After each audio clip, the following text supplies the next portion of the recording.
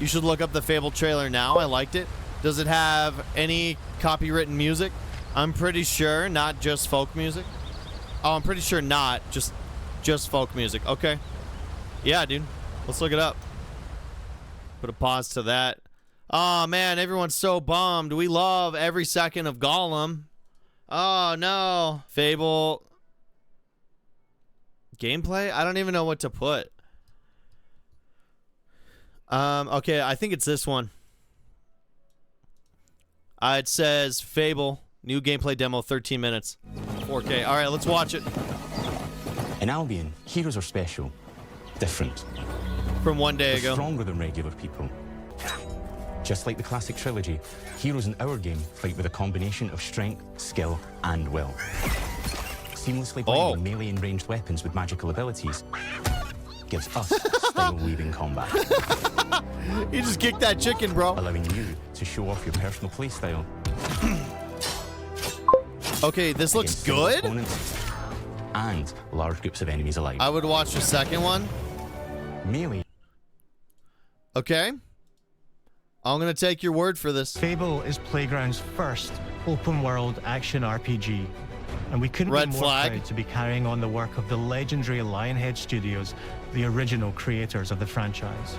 And although our game is a new beginning, I think what we're making is really faithful to the spirit of the classic Lionhead trilogy that we all love. At the heart of our game is a simple, recurring question. What does it mean to you to be a hero? Our game is about choices and their consequences. It's packed with action, drama, British humor. Yeah, but hasn't Fable always been like a hero-villain type thing? Like you can either be good or bad? In a fairy tale, which could only be Fable. You think they're going to have those choices too? Or do you think it's going to be just what kind of hero you are? If it's like a one-sided question. I'll be curious. In classic Fable fashion, you begin the game as a child, growing up in the sleepy rural village of Briar Hill.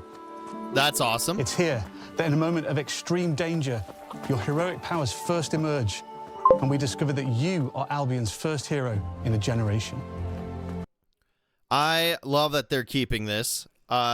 I think games that make you start out as a younger version of your character and then grow up, I think instantly that's a way to hook players in. I mean, it works almost every time it happens in a video game. Almost every time. Fable has a reputation of overpromising and underperforming, but this is a completely new team, so I believe them. Yeah, but that was just Fable 3, right? Because Fable 2, they had pretty set expectations for what they wanted to do. Fable 2 is typically touted as the best. Fable 1, a classic. And then Fable 3 is what I think people mean when they say it went downhill. They mentioned there's a morality system. Okay. But not long afterwards, disaster strikes, and the people of your village, including your beloved grandma, are turned to stone by a mysterious Not my grandma! danger. Suddenly alone in the world, you'll set off on an adventure, which will change Albion forever. Oh, they got poor Nana. It's a huge moment, because this is Albion like you've never seen it before. Idyllic rolling hills, magical forests. Fable 2 and 1 are before my time, but I heard those Fable 3 reviews. Yeah. Sleepy hamlets. Grandma! Oversized vegetable patches. And stunning vistas. Who's gonna bake me pies and cookies? You'll be able to explore this rich and detailed world seamlessly, with the freedom to go where you want from early in the game. We can't wait to welcome you back to Albion's iconic capital city, Bowerstone. She screams Home corporate. To Fairfax Castle, the old clock tower, and the legendary Heroes Guild. Oh. It's a huge city, full of contrasts. It looks Rich nice, and poor, graphically. Nobles and commoners, royalty and criminals. You'll spend plenty of time here during the game as you discover the secrets of the Heroes Guild and its reclusive guildmaster, Humphrey the Golden. In the north of Albion, you'll find mountains, craggy coastlines, spooky marshes. Oh, marsh? I do like marshes. Bleak, windswept city of Bloodstone. Bloodstone. Here, you'll meet the That's leaders interesting. of two rival gangs, vying for power, and uncover the secrets of the sinister but extremely well-organized cult of shadows. Our Albion is beautiful, handcrafted, and richly detailed. It looks amazing. I mean, In look Albion, at this. Heroes are special, different. They're stronger than regular people. They're more skillful, more charismatic. More importantly, they're those rare humans who can harness and use magic in the world around them. I like that they said handcrafted. That to me is a green flag. We are the cult of lemons. The cult of lemons. Yes. Go! Spread the citrus! So, I mean, there's some They promising have the things power here. to do what they want. And so do you. In our game, we want you to play as the hero you want to be. And that starts with being able to choose how your hero character looks. So, I feel like we're just one step away from that moment where Todd Howard was like, "Do you see that mountain over there? You can go to that." Anywhere you look, you can go to that place. I don't know why that's my Todd voice. I feel like my Todd voice or impression is basically just someone you'd want to bully. All right, I'm gonna continue. In Fable, you'll be able to pick from a range of different character heads and customize your clothing, hair, skin that's tone, good. tattoos, and scars. So the hero you play represents you. I want to have all the But tattoos. as well as your appearance, you can be the hero you want to be through the way you play, through the skills and abilities you learn, and If through this the is the weapons game you they say use. it will be a great Just game. like the Well, yeah, classic that's trilogy, typically the problem, Heroes but the in fact our they're game showing feature a off gameplay combination this of early, strength, skill, I think and that's will. another green flag. Seamlessly blending Really, the melee only and thing ranged that weapons worries with me magical ability. is when I hear first game in open world. Instantly, I'm like, oh, God, no. This is your first game? And it's open world? Oh, buddy. Either they're about to make an incredible 10 out of 10 game, or this is about to be big slops of poo-poo diarrhea. That's usually the problem. They could also make a mid product, but typically that's not how it goes. It's like either one or the other, you know? Gives us style weaving combat. I like that chicken Allowing kick. you That was to funny. Show off your personal play style I'm a simple man. against single Combat opponents looks great. and Animations are large beautiful. groups of enemies alike. Melee is at the heart The of a magic close looks quarters beautiful combat. too. You'll use light and heavy combos. Is that a parry often knocking system? Enemies off balance. Is that a parry and deflect executing system? Stylish finishers. Swap to your ranged weapon to bypass enemy guard There's a big chicken theme here. and deal with troublesome flying enemies. These guys are known for And of making course, Forza, so I you'll want be to able believe they can make a unleash your good powerful world. spells to both manipulate and devastate your opponents. I mean, I'm going to say valid We're to excited that to be if bringing they have back Forza some under the fan-favorite belt, but adversaries for you to fight.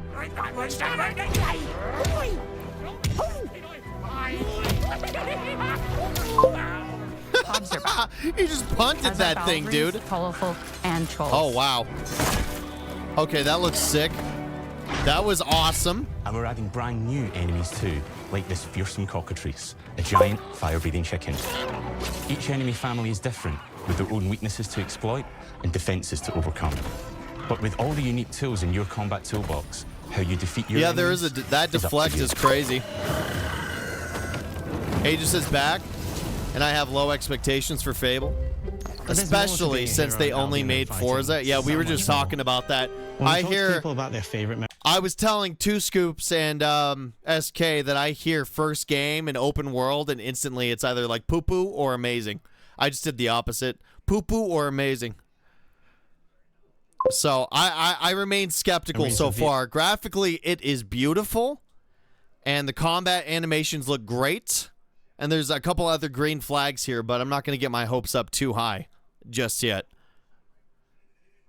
Yeah, but Forza's world is not meant to be lived in. There's a difference between a good-looking world and making it a lived-in world. Yeah, no, I completely agree.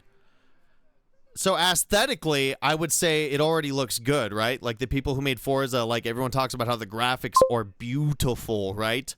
And in this case, we can see that we're keeping that theme here. But, will it be a good game? It's on the table. It's on the table. You can have a beautiful open world and make a shite game. Especially since the man literally walks like a woman. What? Original games. So many of their stories were about the stuff you can do when you weren't just being a hero. The normal, everyday stuff which happened when you interacted with the people of Albion. For me, what I remember most vividly are the inhabitants of Albion and the things you can do with them or to them. The crazy thing about that was a sus statement by that man. The middle of a sprawling RPG was I didn't like the way he said that. Of a game where you could just mess around with the villagers and townsfolk. And we've built that same experience in the middle of our game too. Buying a house, getting a job, making some money. Romancing a villager. Okay, that's cool. Getting married. I don't think it'll be as in-depth as Deliverance 2's blacksmithing, but if they have all sorts of these like mini games and tasks to do spread throughout the world, I think that's a positive sign as well. Having kids. Fancy a date? Perfect. You can get to know me better. Buying another house. Buying every house in Albion. I definitely think it'll be a good-looking game, but is it a good game? Getting is rich. Still the question. I will believe it when I see it. 100%. Having a bunch more kids. Meaning they didn't add a separate animation for the male choice. Well, also that could be a presentation thing. Like they needed to put together this presentation ahead of time, right? So, I mean, we don't know just yet. So I remain skeptical. I'm sure it'll be fixed eventually. And this game... What if they just didn't? What if they just didn't fix the animation? They just left it like that. We only hope that's the case. Well, exactly. Yeah.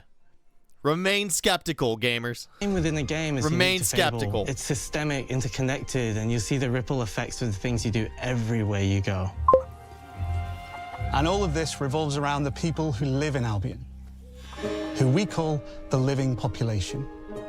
There are more than 1,000 of them, and every single one is unique. They call it the living population?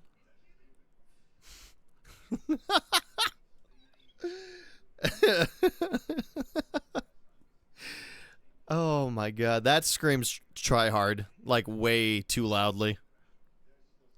Look at our city! We call it living population because they seem alive! I feel like you should let it tell itself what it is and not sit there and name it something so generic that you associate the term with what they're trying to show you. I mean, once again, I'm hopeful. I mean, living population. It also could just be a term for like how these NPCs act as well, but the more they explain it, the less I care. The game should speak for itself. Yeah, I agree, right? I completely agree. I mean, I just said that too, so we're in the same line of thinking. Remain skeptical, as you say, yeah. All right, but right back, let's jump back into the living population. Bro, is this like COD hyping up their game with the fish swimming out of the way of the player? That's a good point, Goofy. Anyways, I had to shovel snow. So far, I'd rather shovel snow than buy Fable. Valid, I guess. 1,000 unique NPCs cannot be the case. I think they will have 2 unique dialogue, but not totally unique 1,000 NPCs. Is that what they said?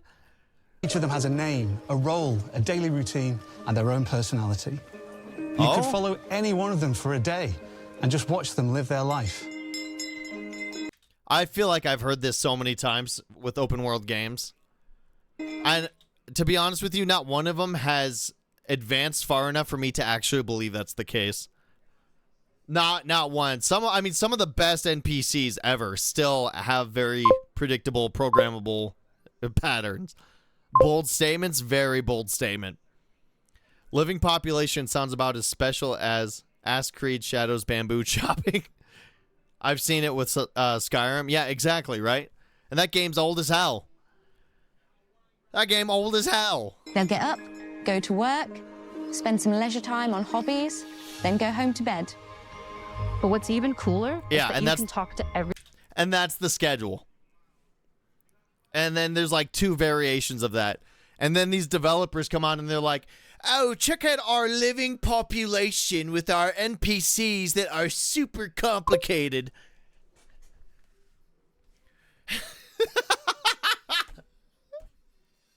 Is it just me, or do I feel like...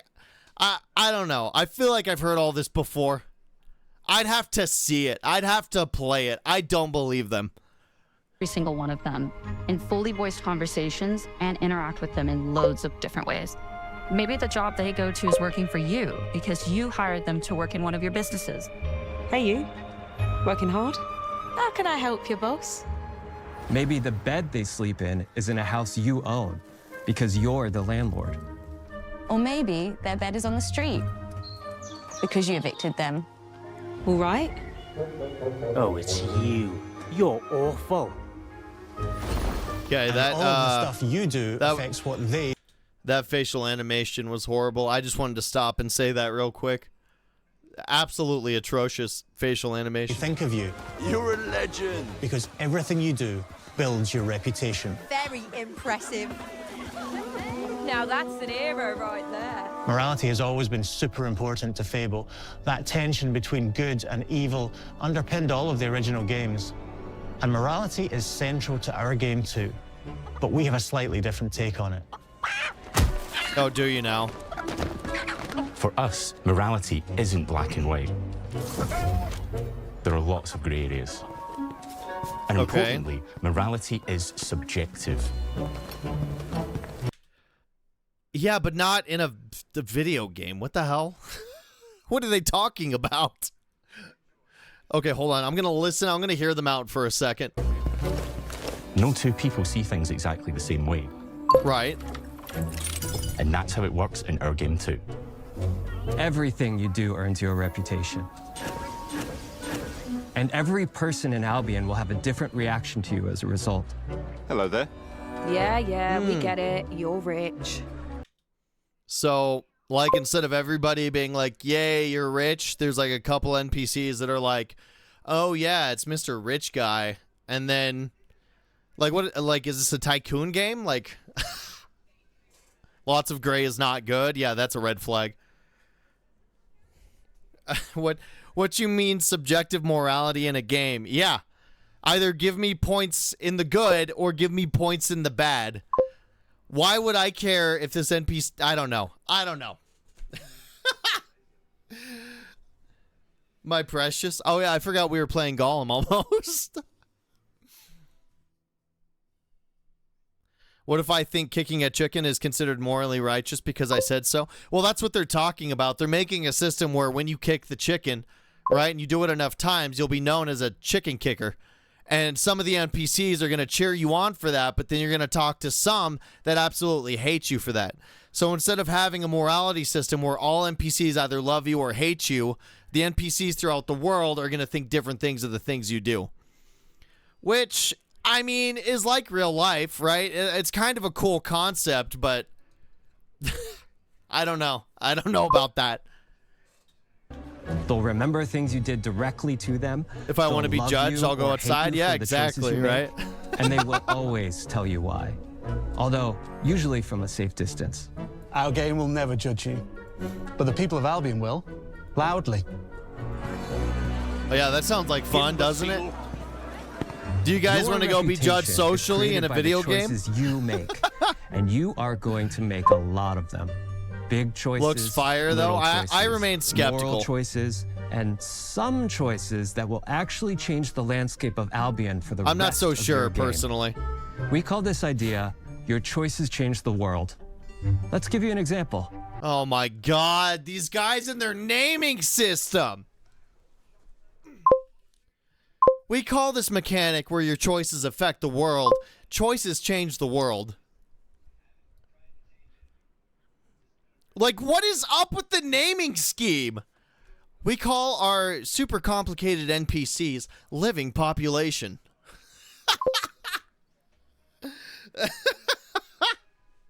What do you mean, brother?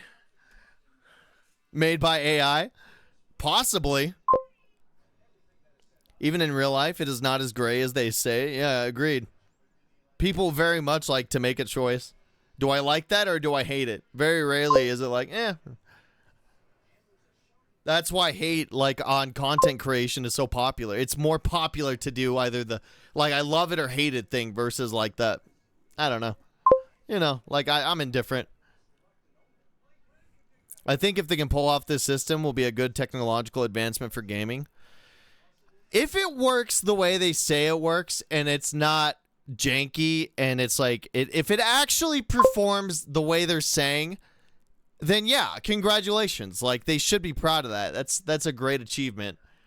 But also at the same time, like, what's the point of working your way up in a system if you're going to have people that, like, still hate you in the game for it? I don't know. It seems questionable at best. I mean, would you rather call it the pee-pee poo-poo system? Literally call it anything else besides the obvious on the point name. What's the point of having it in the presentation? Call it the gray matter thing. I don't know. Literally give it a nickname or something.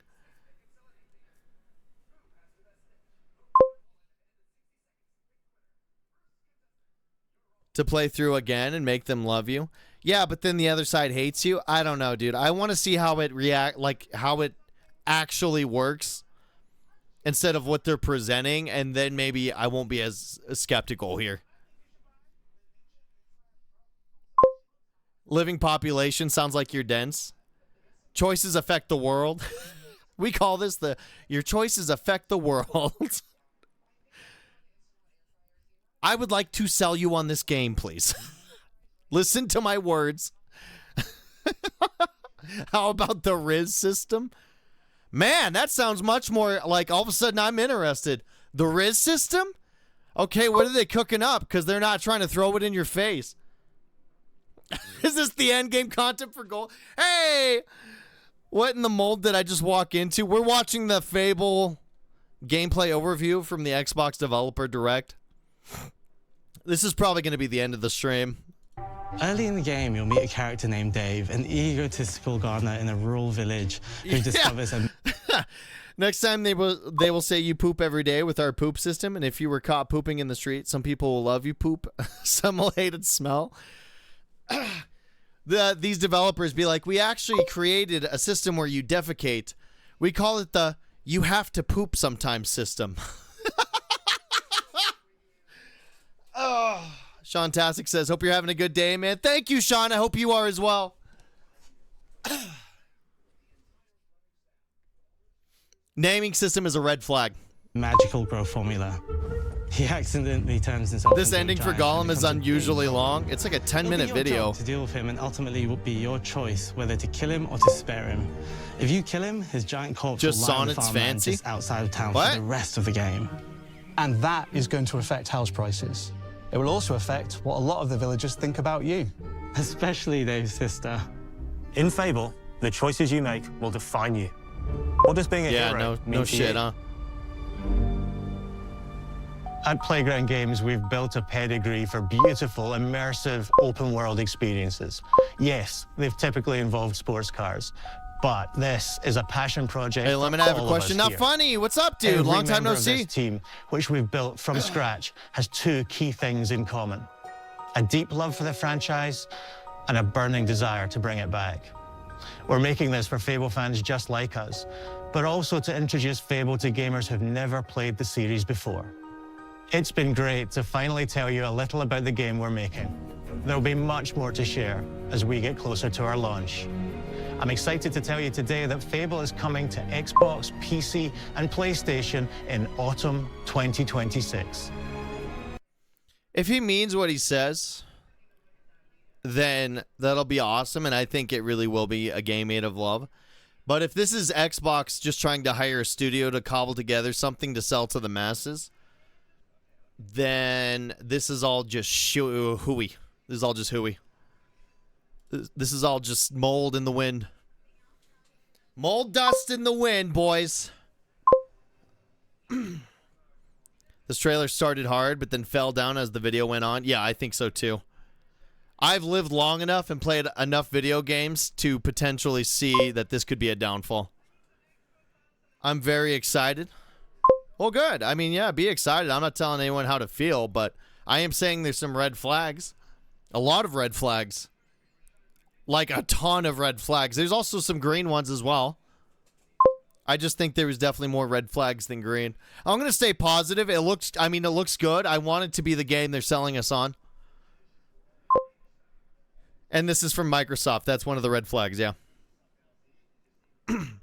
I watched a 2-minute video and was excited. Now, not so much. Watch Cheeseburger Chronicles, both episodes. No, thank you. Promises have been broken. Yeah.